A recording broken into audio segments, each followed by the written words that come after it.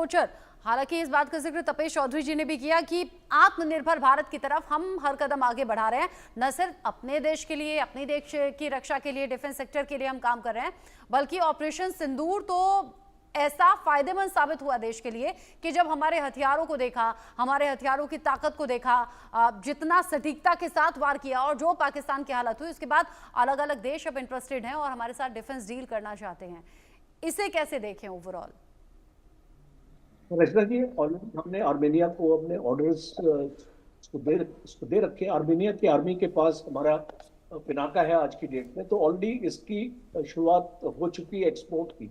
और अभी जो इसकी परफॉर्मेंस इस लड़ाई में भी हमने इसको देखी, बिकॉज पिनाका भी हमने यूज किया था पाकिस्तान के अगेंस्ट, और उनकी जो बंकर्स थे, उनकी जो फॉरवर्ड एरिया डिफेंसेस थे, तो अभी जो इसकी परफॉर्मेंस, जो इसकी पिन पॉइंट एक्यूरेसी, जब कि कोई भी सिस्टम, वो जो उसकी जो टेस्टिंग होती है वो वॉर कंडीशंस में ही होती है, और तभी उसकी काबिलियत और उसकी इफेक्टिवनेस परखी जाती है।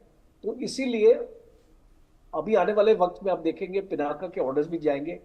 और सबसे इंपॉर्टेंट एक चीज हमने देखी है इस लड़ाई में, you have to fight your own battles.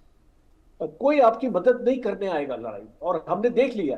तो इसीलिए हम जब आत्मनिर्भर भारत की बात करते हैं, तो ये एक बहुत इंपॉर्टेंट गेम चेंजर होने वाला है कि हमको और दूसरे देश के ऊपर निर्भर नहीं होना। हमारी जो इंडस्ट्री है, जो हमारी मैन्युफैक्चरिंग कैपेबिलिटी है, अगर आज हमारे पास 6 पिनाका रेजिमेंट है, आने वाले वक्त में हमारे पास 12 पिनाका रेजिमेंट्स होंगे, और हमारी रॉकेट आर्टिलरी और इंप्रूव होगी। अब चाइना ने क्या किया, एक अपनी रॉकेट फोर्स बनाई है 10 साल पहले, 8 साल पहले। चाइना भी जानता है कि जो फ्यूचर लड़ाई का है वो मिसाइल्स और रॉकेट की लड़ाई है, और यूएवी की लड़ाई है, ड्रोन्स की लड़ाई।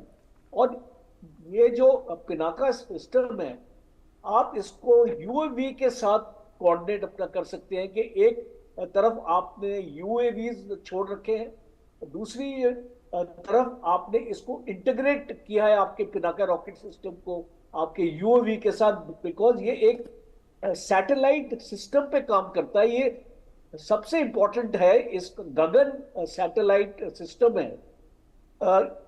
ये जो पिनाका है, ये गगन सैटेलाइट सिस्टम्स का वो ऑगमेंटेशन से वो अपना काम करता है। तो उसका मतलब कि जो भी आपने टारगेट को एक्वायर करना है, आपको अपनी रेंजेस को एक्वायर करना है, वो आपको सैटेलाइट से आपको मदद मिल रही है। तो इसका मतलब कि दुश्मन इसकी जैमिंग नहीं कर सकता, इलेक्ट्रॉनिक वॉरफेयर नहीं कर सकता, इस सिस्टम को वो इंटरफेयर नहीं कर सकता इस सिस्टम के साथ। ये एक सबसे इंपॉर्टेंट है चीज, क्योंकि आप सैटेलाइट कम्युनिकेशन में आप बात करते हैं। और एक और इंपॉर्टेंट है कि ये सारे अपने टेरेन्स में आप इसको लेके जा सकते हैं। लद्दाख में आज पिनाका हमारा लद्दाख में डिप्लॉयड है, और ये हाई ऑल्टीट्यूड में भी काम करता है। ज्यादातर हमने देखे हथियार जो हैं ये उनकी परफॉर्मेंस हाई ऑल्टीट्यूड में कम हो जाती है, पर ये एक ऐसा सिस्टम है जो आपको हाई ऑल्टीट्यूड में भी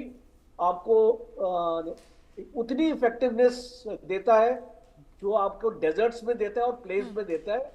क्योंकि राजस्थान में भी हमने इसको डिप्लॉय किया हुआ है, हमने इसको पंजाब में भी किया हुआ है। सो एक ऐसा ऑलराउंडर में, जैसे बोलते हैं ना क्रिकेटर में होता है कि ही इज ऑल राउंडर, जो भी कर सकता है, बॉलिंग भी कर सकता है, फील्डिंग भी कर सकता है। हाँ। तो इस टाइप का ये आपका सिस्टम है। इट्स एब्सोल्युटली एग्जांपल ऑफ हालांकि दावे तो बड़े बड़े पाकिस्तान भी करता है, लेकिन पाकिस्तान के हथियारों का क्या दम है, या पाकिस्तान की क्या ताकत है, या डिफेंस सिस्टम कैसे फुस हो गए, ये सब कुछ हमने देखा ऑपरेशन सिंदूर के जरिए।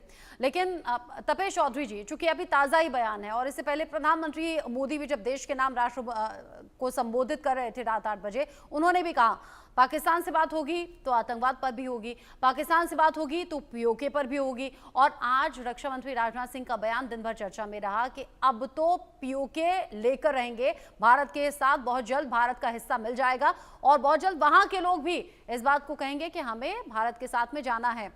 ऑपरेशन सिंदूर 2 लॉन्च करने की मांग भी लोगों के जरिए हो रही है। इस बीच अगर हम अपनी मजबूती, अपनी ताकत पर बात कर रहे हैं तो ये पाकिस्तान के लिहाज से कैसा है, पाकिस्तान के लिए कितनी बेचैनी भरा है? और पीओके को लेकर बार बार अगर देश में बड़े चेहरे बात कर रहे हैं तो इसके मतलब और मायने क्या? तो मैं तो पहले से ये मानता था कि भारत एक सुपर पावर बन चुका है। देखिए, किसी को सुपर पावर बनने के लिए उसको बताना पड़ता है कि मैं एक सुपर पावर हूं।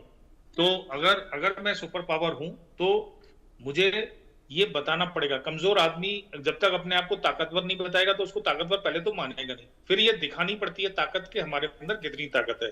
आज आप मेरे वर्ड्स को आपके चैनल के माध्यम से जो भी लोग सुन रहे हैं बड़े ध्यान से सुने।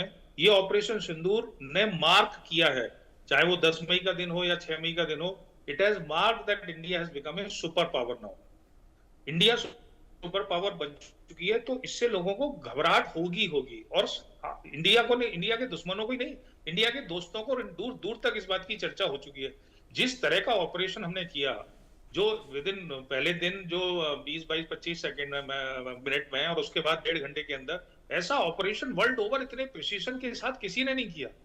तो ऑपरेशन सिंदूर एक ऐसी कहानी हो गई है जो आने वाले दिनों में और सालों में एयर पावर की किताबों में पढ़ाई जाएगी। ऑपरेशन पढ़ाया जाएगा कि इस ऑपरेशन में क्या हुआ था। पहली चीज तो ये। दूसरी चीज ये है, जो हम सुपर पावर में कहाँ लैग करते हैं? हम लैग करते हैं सिर्फ डिफेंस प्रोडक्शन में। हमारा जो मतलब काबिलियत है वो बहुत कम है और हमारे इंपोर्ट्स बहुत ज्यादा है। तो हमें इसको कम करना है, क्योंकि अगर हम इंपोर्ट्स करते रहेंगे तो हमें नहीं पता जो कंट्री हमको हथियार दे लेकिन रहा है वक्त के वो साथ कल साथ किसकी ये गोद भी में जाके इम्प्रूव हो बैठ रहा है, जाएगा। वक्त के साथ साथ ये भी बेहतर हो ही रहा है। और आपने ठीक कहा, हर दिन के साथ खुद को अपडेट करना, अपग्रेड करना, ये बहुत ज्यादा जरूरी है। बहुत शुक्रिया आप दोनों का ही, मेजर जनरल कोचर और तपेश चौधरी जी।